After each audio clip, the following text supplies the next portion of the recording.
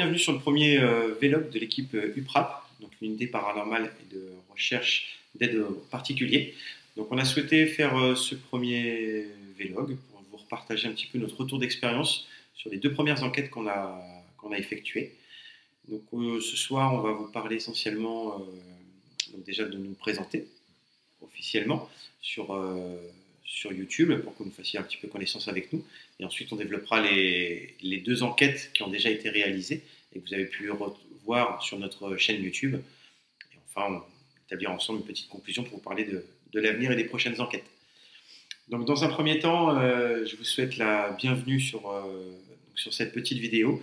On vous remercie beaucoup déjà de toutes les vues qui ont été faites sur nos enquêtes. On est ravis de tous ces échanges, de tous les gens qui sont déjà abonnés à notre page. Et grâce à vous, ça nous permet d'évoluer, de faire grossir un petit peu la famille UPRAP et de vous retransmettre derrière d'autres vidéos encore plus sympathiques. Donc dans un premier temps, on va se présenter. Donc je vais laisser la parole à mes collègues qui vont se présenter. À vous. Alors bonsoir à tous, moi je suis Adeline, médium et enquêtrice UPRAP. Bonsoir, je suis Hubert, enquêteur dans l'équipe d'UPRAP. Et voilà, ça fait donc 3 semaines à peu près que l'équipe existe dans cette configuration-là. Et puis voilà, très bien. Et moi je suis Sylvain, donc le deuxième enquêteur de l'équipe UPRAP. Donc c'est vrai, effectivement, on a 3 semaines de création de l'équipe UPRAP, mais derrière on a quand même un certain passé d'enquêteur paranormal, puisqu'on a déjà eu au préalable plusieurs enquêtes réalisées avec d'autres groupes. Et surtout aussi, à titre personnel, on a eu pas mal d'échanges et de réactions sur des enquêtes ou des situations un petit peu improbables. Donc, voilà l'équipe UPRAP, pour vous présenter un petit peu. On va maintenant parler un petit peu des deux enquêtes. Donc, la première enquête que vous avez pu voir il y a maintenant 1 mois, qui était la maison à l'entité curieuse. Donc, pour vous refaire un petit peu le point de situation. Donc, nous avons été appelés par une famille qui malheureusement a perdu l'habitante de cette maison, qui était en fait la mère de la personne qui nous a appelés, qui est décédée au mois de décembre. Et ils nous ont contactés donc, dès le mois de mars, car dans cette maison, au moment où ils ont voulu la débarrasser, ils ont ressenti pas mal de choses. Entre autres, un grand sentiment d'oppression à chaque fois qu'ils pénétraient dans la maison. Et une incapacité en fait à bouger les objets. Ils avaient l'impression comme s'ils n'avaient pas le droit de bouger les meubles, parce que leur but était de vider la maison, sauf qu'ils se sentaient interdits de le faire. En parallèle de ça, il y a eu pas mal de phénomènes, entre autres les lustres qui clignotent, des problèmes électriques, des bruits et des coups dans les murs, ainsi que toujours cette sensation de se sentir observé. Donc ils ont fait appel à nous, à l'équipe, et c'était avec grand plaisir qu'on est intervenu chez eux. Dans cette enquête que vous avez pu voir, il y a eu quand même quelques faits marquants. Donc, il y a eu surtout l'histoire du lustre, n'est-ce pas Hubert? Ben oui, absolument. Dès notre arrivée d'ailleurs, le lustre, on s'est aperçu de la salle à manger, s'est mis à émettre, enfin à clignoter entre guillemets. C'est vrai que ça nous a surpris, puis ça l'a fait un certain moment, et puis dès que nous avons quitté la pièce pour commencer à visiter un petit peu les lieux, apparemment tout s'est bien passé, et puis c'est arrivé à plusieurs reprises après pendant la soirée, mais à chaque fois dans notre présence dans la salle à manger, par moment, effectivement, le lustre se mettait à clignoter. Oui. Voilà, une baisse électrique, ce qui est assez logique lorsqu'il y a des phénomènes. Voilà. Donc ça a été le phénomène le plus marquant en fait, quand on est arrivé. Dès qu'on a franchi la porte, en fait, et qu'on a commencé tout simplement à dire bonjour à l'intérieur de la maison, le lustre s'est agité, tel que vous avez pu le voir sur la vidéo, et ce qui nous a permis à comprendre rapidement en fait, qu'on n'était pas seul dans cette maison. Absolument. Il y a eu d'autres faits marquants, en l'occurrence sur un passage que vous ne voyez pas dans la vidéo, qui est en fait dans une des chambres. Dans cette maison, il y a une chambre qui n'a pas été filmée, car cette chambre, il y a énormément d'objets personnels, et la famille n'a pas souhaité que ce soit diffusé, ce qui est tout à fait normal, parce que beaucoup de photos y étaient représentées. Donc Adeline, il me semble que quand tu es rentrée dans cette chambre, tout de suite, tu as senti Oui, tout à fait. Donc j'ai eu des ressentis, je n'ai pas eu de vision dans cette chambre, mais beaucoup de ressentis, une présence plutôt masculine dans cette chambre, qui n'était pas du tout malsaine, bien au contraire. C'était plus une protection vis-à-vis de sa famille. Donc voilà. Après, je pense que cette entité nous a suivis. Hein. C'était, je pense aussi également plus de la curiosité qu'autre chose. Voilà, donc il n'y avait rien d'alarmant, mais pour les personnes voulant libérer ce domicile, c'était important que l'on vienne les protéger d'une part et purifier cette demeure. Donc, dans cette maison, vous avez pu le voir, il y a eu pas mal aussi d'essais de communication. On a branché différentes spirit box, donc 2 spirit box différentes, et il y a eu des PVE qui n'ont pas été audibles, car on s'est aperçu que l'entité qui était présente a essayé, et beaucoup de fois, souvent elle est venue auprès de nous, on l'a ressenti, et elle a essayé de communiquer, mais c'était très peu audible. Il ne faut pas oublier que pour une entité, communiquer sur une spirit box, ça demande très compliqué, ça leur demande énormément d'énergie. Donc c'est vrai qu'il y a certains PVE que nous avons compris, mais certains n'ont pas été... Pour la plupart, ils étaient très, très faibles pour pouvoir être exploitables, effectivement. Dans cette enquête, à la fin, la partie où en fait vous n'entendez, vous, que l'enregistrement audio, cette partie-là a été non filmée, parce qu'en fait on a fait intervenir la famille. À la fin de l'enquête, on a fait appel aux 2 dames qui étaient présentes, donc la sœur et la belle-sœur, qui étaient dans la maison. Petit aparté, grâce à cette enquête, elles n'ont jamais autant communiqué entre elles. Effectivement. Voilà, ce sont en fait une sœur et une belle-sœur qui se côtoient et s'apprécient fortement, mais qui ont diverses particularités chacune, et pas forcément d'atomes crochus. Sauf que bizarrement, le soir où on est venu, elles se sont libérées tout simplement. Voilà, elles ont eu confiance et je pense qu'elles ont eu besoin de ça également pour se retrouver. Je me rappelle leurs mots. Hein. Effectivement, elles nous ont dit clairement que voilà, ce soir, elles sont surprises à parler de choses, entre guillemets, puisqu'on n'a pas cherché à savoir, ça ne nous regardait pas, mais de choses profondes. Elles seules savaient de quoi, il s'agissait, mais voilà, l'essentiel pour nous, à la limite, du fait qu'on soit présent là, si ça peut apporter un petit peu de sérénité et un peu plus de rapport, et si ça peut leur permettre de se dire certaines choses sur ces personnes-là, bon ben voilà, après, on peut dire que le travail, de toute façon, notre présence a été bénéfique, au moins pour elles aussi, et voilà. Je pense que c'est important de pouvoir le signaler. Donc on a essayé d'apporter tant bien que mal donc, de la sérénité pour l'entité qui était présente dans cette maison, ainsi qu'aussi pour la famille qui nous a encadrés et qui a bien voulu nous accueillir au sein de cette maison. Absolument. Et donc sur cette partie qui n'a pas été filmée, nous avons essayé un principe tout bête, c'est que nous avons du coup rappelé ces 2 personnes qu'on a mis dans le salon et on a branché les PVE. Donc il y a des choses qui n'ont pas été diffusées parce qu'elles étaient présentes, effectivement. Donc c'est pour ça que vous n'avez que l'enregistrement audio. Mais bizarrement, quand elles sont arrivées, il y a eu plusieurs phénomènes. Il y a eu beaucoup plus de phénomènes. Voilà. Donc il y a eu entre autres une odeur de cigare. Donc l'entité en fait découverte, c'était quelqu'un qui fumait énormément le cigare. Et quand on s'est installé pour commencer la session PVE, cette odeur de cigare a été ressentie par tout le monde l'a senti. Et c'est même bizarrement pas nous qui avons fait la remarque, mais c'est elle qui a fait la remarque en disant c'est bizarre, tiens ça sent le cigare, alors que ça faisait des mois que personne n'avait fumé à l'intérieur de cette maison. Absolument. Et je me rappelle aussi un autre fait, c'est vrai qu'on n'a jamais forcément reparlé de tout ça, mais je me rappelle que pendant un petit moment, donc ça n'a pas été démontré, enfin en tout cas ça n'a pas été après visualisé, mais je sentais quelque chose, un toucher au niveau de mon coude. Oui, c'est vrai, ouais. Et pourquoi je n'en sais rien, mais en tout cas j'avais l'impression que quelque chose me touchait. Et quand j'ai posé la question aux 2 dames, en leur demandant mais, est-ce que votre père, parce qu'on sentait là donc la fumée de cigarette ou de cigare un petit peu avant, que lorsque je leur ai demandé si le père aimait bien toucher ou pincer, faire des pincettes comme ça, ils m'ont dit oui, effectivement, c'est quelque chose qu'il faisait régulièrement. Et pourquoi j'ai pensé à ça à ce moment-là, je ne sais pas, mais toujours est-il que naturellement, j'ai posé la question parce que le fait d'avoir un certain toucher au niveau de mon bras me faisait penser à ça.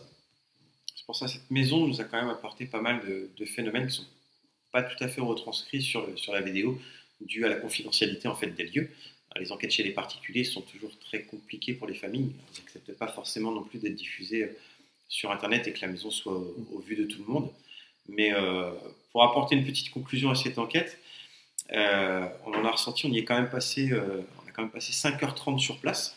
Donc vous n'en voyez que 30 minutes, mais 5h30 passées sur place. On a un petit peu analysé de fond en comble cette maison, toutes les pièces de la maison. Et derrière, effectivement, on a pu, on pense, apporter la sérénité recherchée et faire comprendre à l'entité qu'il était temps d'aller dans son monde. Donc, pour information, le lendemain, en fait, elles nous ont fait remonter l'information que dès le lendemain, elles sont retournées dans la maison et ce sentiment d'oppression avait disparu. Elles ont pu commencer à vider les pièces et elles ont même fait un travail un petit peu beaucoup plus important que d'habitude, puisqu'elles ont vidé plusieurs pièces en une journée, chose qu'elles étaient incapables de faire. Apparemment, l'atmosphère avait complètement changé, de toute façon. Tout à fait. Un peu plus paisible, apparemment, suivant leur ressenti. Donc, une bonne enquête pour nous. Une bonne enquête, on va dire une mission bien remplie. Une mission bien remplie. Voilà. C'était un très bon début. Donc ensuite, vous avez pu découvrir notre dernière vidéo, notre dernier épisode qu'on a diffusé il y a maintenant 15 jours, qui était le Los Angeles City Limit. Alors qu'est-ce que le Los Angeles City Limit? On a essayé de vous faire en fait un bref résumé des lieux et des circonstances. Donc, pour resituer un peu les choses, donc on se projette, on est pendant la Seconde Guerre mondiale, on est le 7 janvier 1944, et à ce moment-là, les Alliés décident d'aller bombarder une usine chimique qui se trouve en Allemagne. Donc 300 avions ont pris le départ d'Angleterre pour aller dans la région de Berlin bombarder une usine qui produisait le Zyklon B. Donc le Zyklon B, pour ceux qui ne savaient pas ce que c'était, c'est le gaz qui était utilisé dans les chambres à gaz pour exterminer les Juifs pendant la Seconde Guerre mondiale. C'est ce que les nazis utilisaient.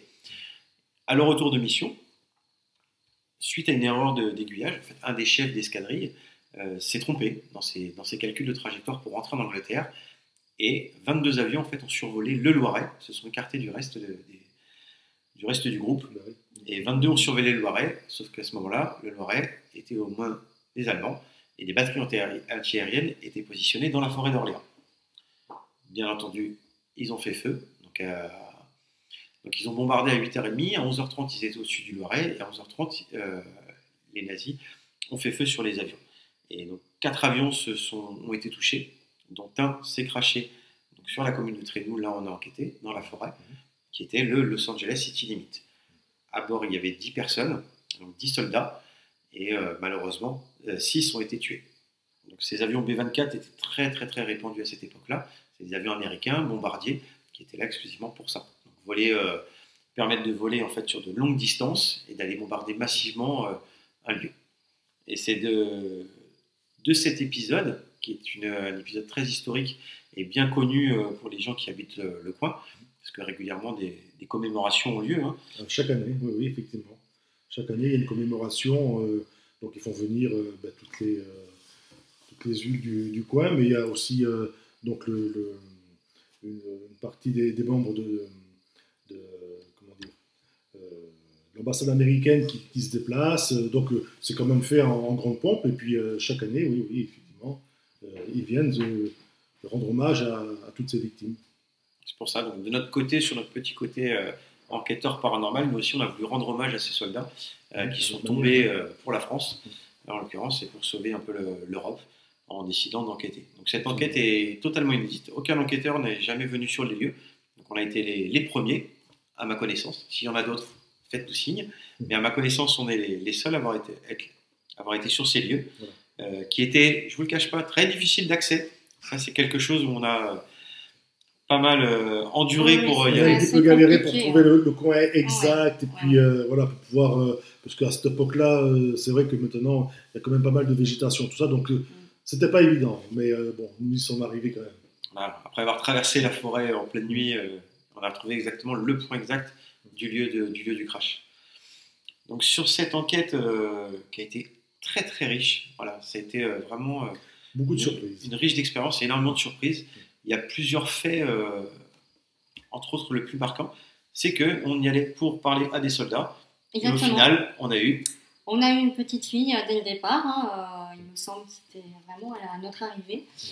J'ai eu un ressenti, une petite fille, une vision, je l'ai vue. Une petite fille qui est venue vers nous, justement, et on a eu quelques PVE avec elle. Hein. On a 2-3 PVE, qui est très très très bien pour nous, hein. C'est déjà un début. Voilà. Après, on a eu plusieurs contacts. À savoir, on n'est vraiment pas rentré avec ces entités, c'est vraiment, c'était quelques mots. C'était voilà, plus ou moins clair, mais déjà on a eu plusieurs contacts, donc c'est assez intéressant, hein, et enrichissant aussi pour notre part. Et c'est vrai que lorsqu'on fait une enquête, forcément, on peut avoir toutes sortes d'entités qui peuvent venir vers nous. Donc c'est vrai que ça peut parler beaucoup ou pas du tout. On a pas eu très peu de réactions du K2, il me semble. Très peu. Donc c'était vraiment un contact. Essentiellement des PVE. Essentiellement, oui, voilà, des PVE et moi quelques ressentis, forcément, par la force des choses. On a eu un vrai ressenti physique, des vrais échanges. Voilà. Un jeu de questions-réponses, comme vous avez pu le découvrir. Pour pas les citer, en tout, on a compté, on a eu 59 PVE. C'est énorme. Voilà, on a eu 59 PVE sur 2 sessions de Spirit Box. Pareil, 2 Spirit Box différents d'utiliser, hein, pour bien avoir une palette de matériel en fait adapté. Hein, et sur les 2, on a eu des réactions. Donc ça vient, les appareils ont vraiment bien réagi. Voilà, donc au final, une petite fille, un couple aussi sur la 2e session de PVE. Voilà, où vous l'entendez, il y a eu beaucoup de prénoms, beaucoup d'actions, des réponses à des questions.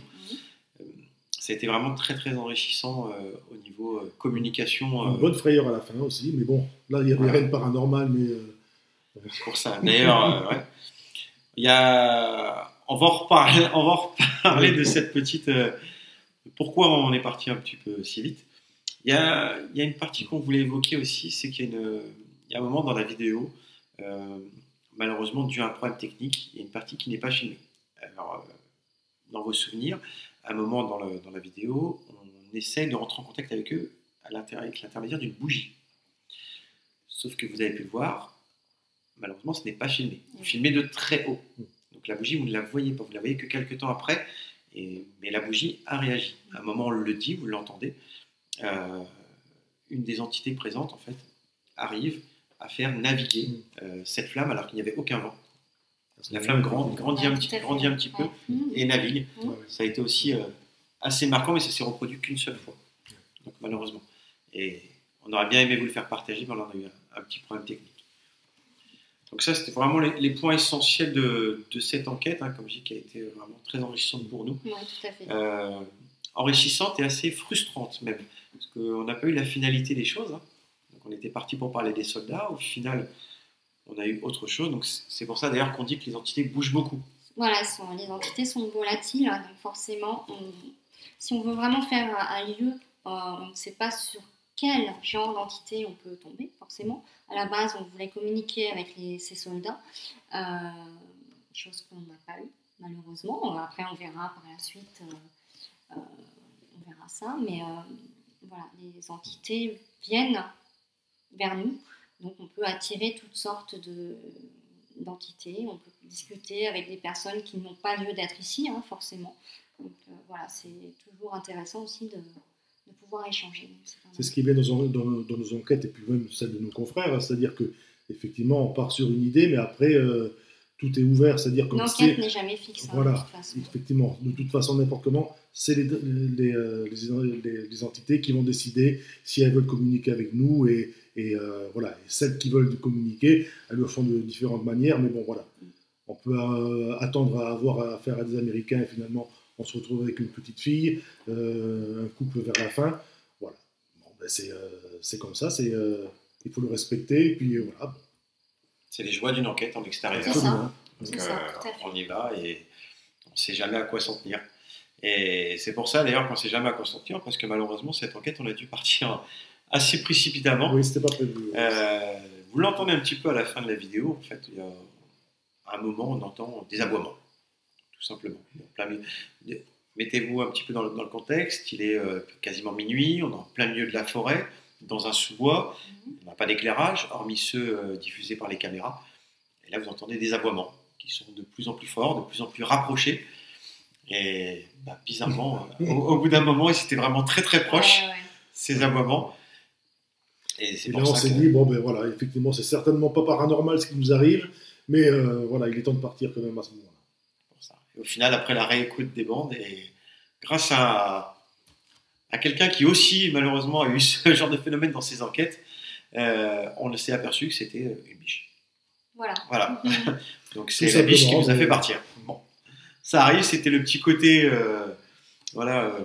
humoristique sur les lieux, mais je vous rassure, c'est pas forcément. On n'a pas peur des fantômes, on a peur d'une biche. Voilà. Ce qu'on a pu, On a fait ce qu'on devait faire, donc on a pris le sac, on est parti. Voilà pour les deux enquêtes que vous avez pu d'ores et déjà regarder et j'espère apprécier sur notre chaîne YouTube. Surtout, bien entendu, n'hésitez pas, si vous aimez nos vidéos, un petit pouce pour nous le montrer.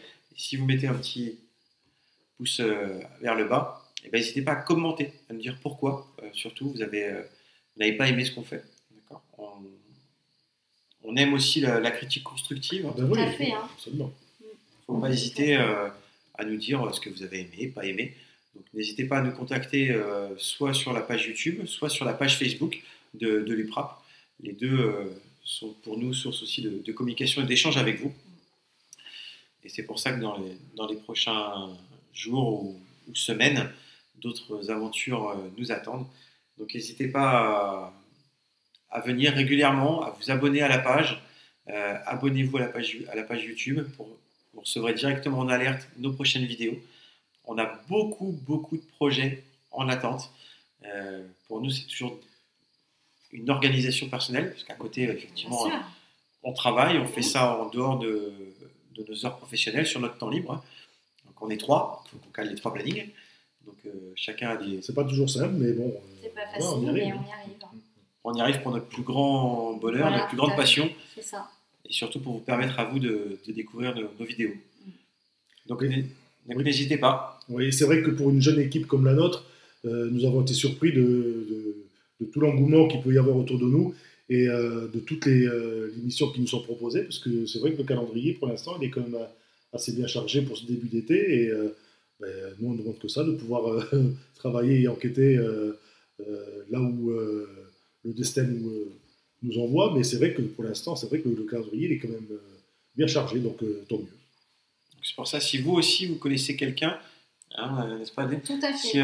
Si vous avez dans vos connaissances des personnes qui ont besoin d'aide dans ce domaine, il ne faut surtout pas hésiter à leur donner nos coordonnées Facebook et éventuellement nos coordonnées. Vous avez notre adresse mail également sur la page YouTube. Donc, il ne faut vraiment pas hésiter à nous contacter. Nous sommes là pour ça. Donc, voilà. Si vous voulez nous contacter directement sur Facebook, vous avez le lien qui est sur la bannière.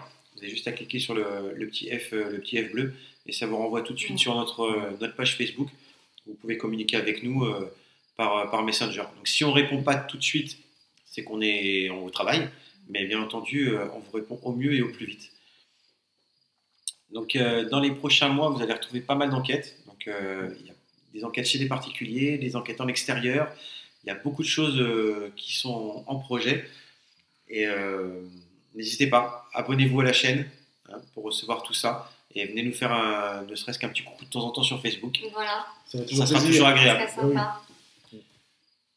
Donc on vous dit merci beaucoup. Merci à vous d'avoir suivi ce premier vlog. Et pour les prochains, n'hésitez pas à poser vos questions. Surtout important. Surtout pas hésiter. N'hésitez pas, on est là pour ça. Donc merci à tous. Quand vous regardez nos vidéos, si vous avez des choses qui vous posent interrogation, n'hésitez pas, vous nous aurez un petit message avec votre question et puis on tâchera de vous y répondre soit lors d'un prochain vlog, soit directement sur la page Facebook. Merci à vous. Merci. Merci bien. Merci à bientôt. Beaucoup.